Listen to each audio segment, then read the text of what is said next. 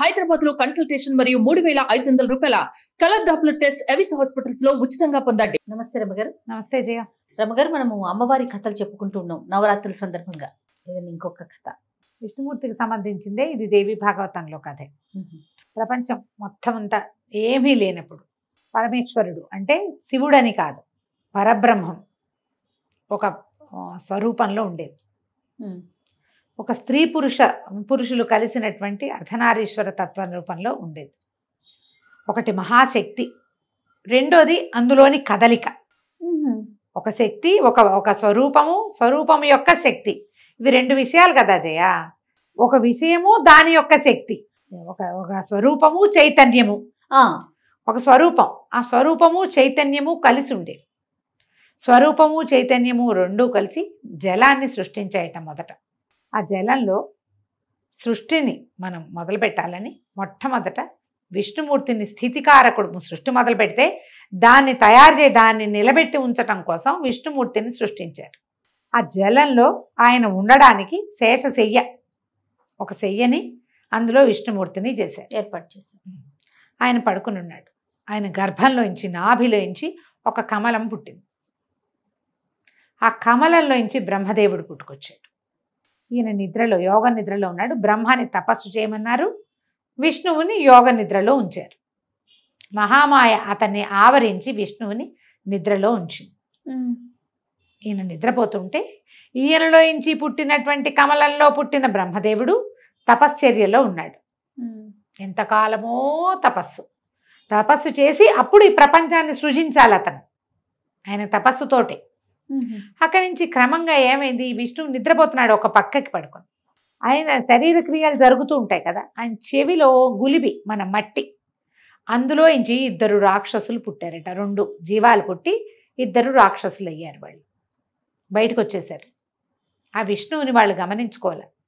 ఆ జలాల్లో పడి తిరిగేవాళ్ళు, ఆయన నీటిలో కదా ఉన్నాడు, నీళ్లలో పడి తిరుగుతుంటే వాళ్ళకి ఒక పెద్ద తామర తూడు లాంటిది కనపడింది. దాని చుట్టూతా తిరుగుతుంటే వాళ్ళకి వాగ్బీజం వినపడ్డం మొదలుపెట్టింది. ఇలా తిరుగుతాం అని ఏదైనా సౌండ్ వినిపించింది అనుకో, ఆ ఊని కంటిన్యూ చేస్తారు. వీళ్ళకి అట్లా వాగ్బీజం వినపడేసరికి కల్లా ఆ 2 వాగ్బీజాన్ని పట్టుకుని తపస్సుకు దిగారు. కొన్ని వేల సంవత్సరాలు తపస్సు చేశారు. తపస్సు చేస్తే పరమేశ్వరి ప్రత్యక్షమైంది. వాగ్బీజాన్ని బట్టి ఆమె బీజాక్షరాన్ని పట్టుకుంటే వచ్చేస్తుంది. ఆమె వచ్చేసరికల్లా వీళ్ళు ఏమడిగారు, స్వచ్ఛంద మరణం కావాలి మాకు, మా అంతటా మేము వెళ్ళిపోవాలనుకోవాలి తప్పిస్తే మమ్మల్ని ఎవడూ ఏమీ చేయకూడదు. ఆమె తథాస్తు అని చెప్పి దీవించేస్తుంది. మరణం ఉంది, మరణం లేకుండా వరం అడిగితే ఇచ్చేది కాదు, స్వచ్ఛంద మరణం అన్నారు. ఎప్పుడో ఒకప్పుడు పుడుతుంది బుద్ధి. సరే వీళ్ళు అటు ఇటు తిరుగుతూ ఈ వరగర్వంతో ఆ తామర తూడు కనపడిందిగా వీళ్ళకి, దాన్ని తంతు ఉండేవాళ్ళు.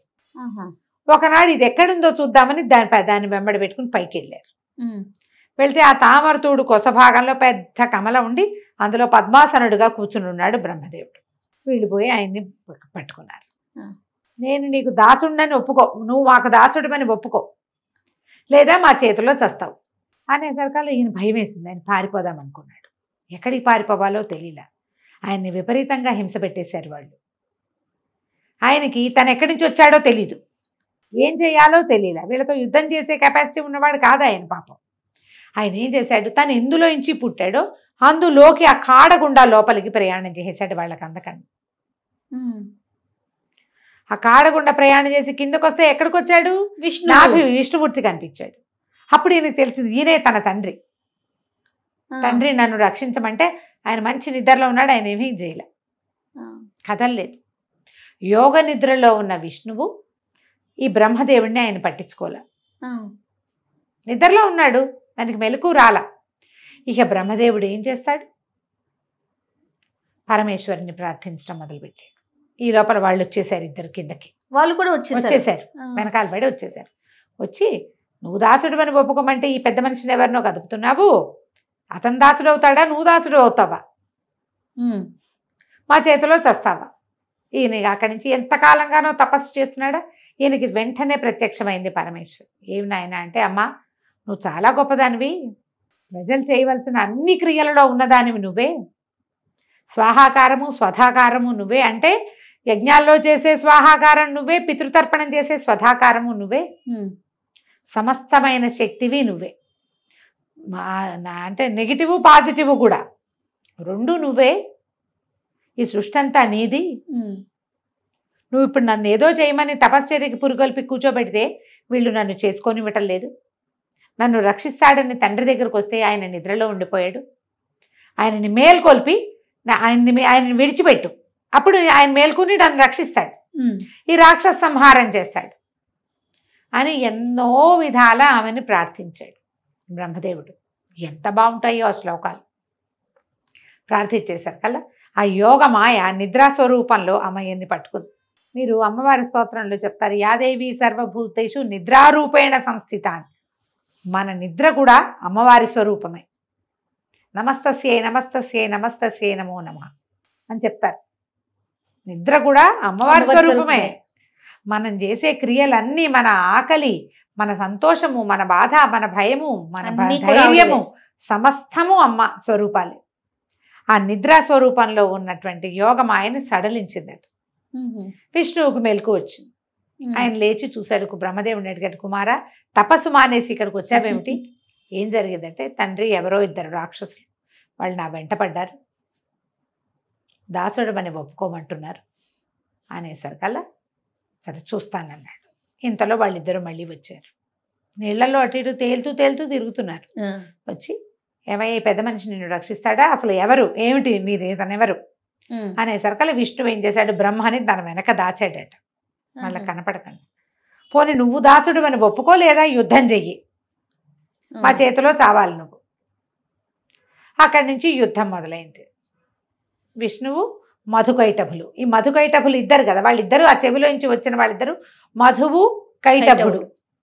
వీళ్ళిద్దరూ ఏం చేసేవాళ్ళు, మధువు యుద్ధం చేస్తున్నాడు అనుకో, కైటభుడు వినోదం చూస్తూ ఉంటాడు, వాడు నుంచుని ఉంటాడు. ఇద్దరు ఒకేసారి చేయరు.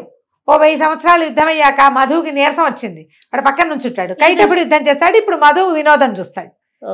యుద్ధానికి రెఫరీ లాగా ఆ కొట్టు బాగా బాగా మళ్ళీ కొట్టు ఇలాంటివి అంటాడు. ఇలా 1000 సంవత్సరాలు యుద్ధమైంది, అవటం లేదు యుద్ధం. విష్ణువు అన్నాడు, అసలు యుద్ధం చేయటం సమానభాయాల్లో ఉన్న వాళ్ళు చేయాలి, ఒకళ్ళకొకళ్ళు. మీరేమో ఇద్దరు, నేనేమో ఒక్కడిని. మీకు విశ్రాంతి తీసుకునే అవకాశం ఉంది, నాకు విశ్రాంతికి అవకాశం లేదు. కొంత విశ్రాంతి తీసుకుని మళ్ళీ తలపడదామన్నారు. సరే వాళ్ళన్నారు, మాకు కూడా రెస్ట్ దొరుకుతుంది, సరే నువ్వు విశ్రాంతి తీసుకో, మేము విశ్రాంతి తీసుకుంటాం. యుద్ధ నీతి. విశ్రాంతి తీసుకున్నారు. విష్ణువు ఏమనుకున్నారంటే, వీడు పరమేశ్వరి వరప్రసాదులు, వీళ్ళు వాడు ఎక్కడి నుంచి అయినా పుట్టిని. ఇంతకీ వీళ్ళు పుట్టింది ఎక్కడి నుంచి? నుంచే.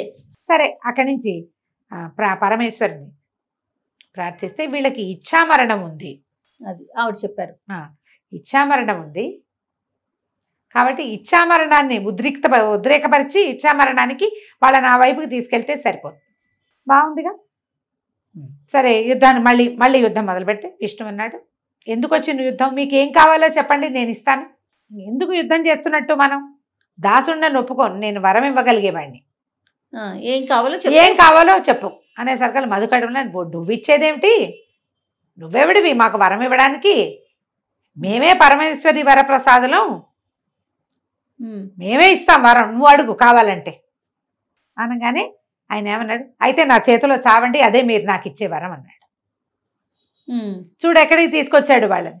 అనగానే వీళ్ళిద్దరూ తెల్లబోయారు. అయితే ఏమన్నారు వాళ్ళు, సరే జలం లేని చోట చంపు మమ్మల్ని.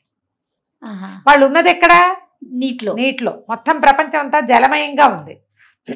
అందులో ఒక శేషతల్పము, దాని మీద విష్ణుమూర్తి, ఆయన నాభికుహరం నుంచి వచ్చినటువంటి బ్రహ్మదేవుడు ఉన్నారు. అంత ప్రస్తుతానికి ముందు మిగిలిందంతా ప్రపంచం అంతా ఓన్లీ జలమే ఉంది. సరే విష్ణువు ఏం చేశాడు, తన తొడలని పెద్దవి చేసేసాడు. నీరుండదు, పైకి వచ్చేస్తున్నాడు, నీరు లేదు అక్కడ.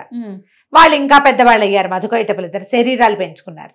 ఈయన ఇంకా కాళ్ళని పెద్దవి చేసుకున్నాడు, తన తొడలు పెద్దవి చేసి చివరికి తన తొడల మీద సంహరించాడు ఇద్దరిని. అలా ఎట్లా సంహరించాడు, సుదర్శన చక్రాయుధంతో తలలు ఉత్తరించాడట. ఈ తల ఉత్తరింపబడేసరికల్లా వీళ్ళ మెదళ్ళు, తలలు వెళ్ళి ఒక దిబ్బలాగా పడ్డాయట, మెదళ్ళు పడ్డాయి. ఆ దిబ్బే భూమి అని చెప్తారు. ఆ సముద్రంలో ఏర్పడిన మట్టి దిబ్బ ఈ మధుకైటభుల యొక్క శిరస్సుల్లోంచి వచ్చినటువంటి పదార్థం. అదే ఇప్పుడు మనం ఉండే భూమి అండి. భూమి మేదిని అంటారు భూమిని. అవును. అందుకని పెద్దవాళ్ళు మట్టి తినరాదని చెప్తారు. రాక్షసుల యొక్క మెదడు అది. ఓహో. దేవి భాగవతంలో ఈ కథ చెప్పబడింది. భలే ఉంది రమ్మగారు. తర్వాత అండి, తర్వాత ఏముంది, వాళ్ళిద్దరిని సంహరించారు. ఒక మట్టి దిబ్బ ఏర్పడింది. దిబ్బ ఏర్పడ్డాక సముద్ర జలంలో నుంచి ఒక ప్రాంతం వచ్చేసింది బయటికి. ఇప్పుడు ఏదైనా జీవాన్ని గనక మనం సృష్టిస్తే అది దాని మీద బతుకుతుంది అంతే. తర్వాత ఇంకా కొంతకాలం తపస్సు చేశాక బ్రహ్మదేవుడు సృష్టి చేశాడు, విష్ణువు స్థితికారకుడు అయ్యాడు. కానీ జీవాలు పెరిగిపోతుంటే ఈ జీవాల్ని చేయటం కోసం వీళ్ళు మళ్ళీ ప్రార్థించారు అమ్మవారిని. అప్పుడు మమ్మల్ని ఇద్దరిని పుట్టించావు, మేము ఇవి రెండూ చేస్తున్నాము, ఒక సంహారకర్త కూడా కావాలి, కొత్త జీవులకి అవకాశం కావాలి ఇక్కడ అని చెప్తే అప్పుడు శివశక్తి ఉద్భవించింది. అప్పుడు శివుడు వచ్చాడట. అది కథ. భలే ఉంది రమ్మగారు. దేవి భాగవతం చాలా ఇంట్రెస్టింగ్ గా ఉంటుంది జయ. మనం ఒక నెలంతా దేవి భాగవతం చెప్పుకున్నా చక్కగా నిదానంగా చదువుకుంటూ కార్తీక పురాణం లాగా చెప్పుకోవచ్చు. జనం చూడగలరా లేదా అనేది మనకు తెలియక మనం ఆ పని చేయట్లేదు. అన్ని ఇలాంటి కథలే ఉంటాయి. ఇలాంటి చాలా బాగున్నాయండి. అవకాశం ఉంటే ట్రై చేసి చూద్దాం ఒకసారి. చూడాలి మరి. నమస్తే. నమస్తే.